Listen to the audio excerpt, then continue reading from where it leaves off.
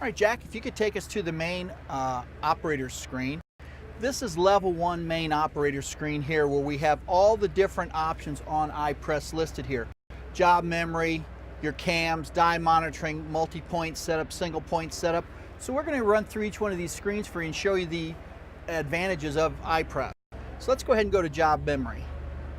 On job memory, this is where I would set up a job for the press. So we can go to single point setup. Single point setup, this is an edit screen. Now this is the area where your operators are going to spend most of their time. And we have two different types of screens that they can look at. This is called the single point edit screen. And then we have the multi-point edit screen. And we'll get into those screens a little bit later on. But here we also have counters. This is where I can set all my batch counters, my scrap counters, anything like this that I want to set up, or I'll set up on this screen, and Jack's going to show us how to do that. So you see you can turn your counters on, off. Jack set counter 1 for 900.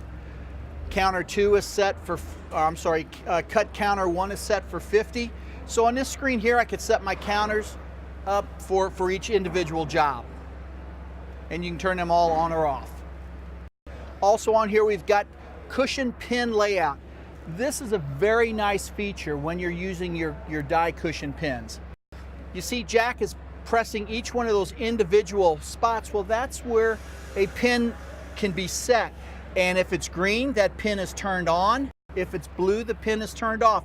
So you can customize it very easily by just simply turning on and off the different pin locations for each job you want to run.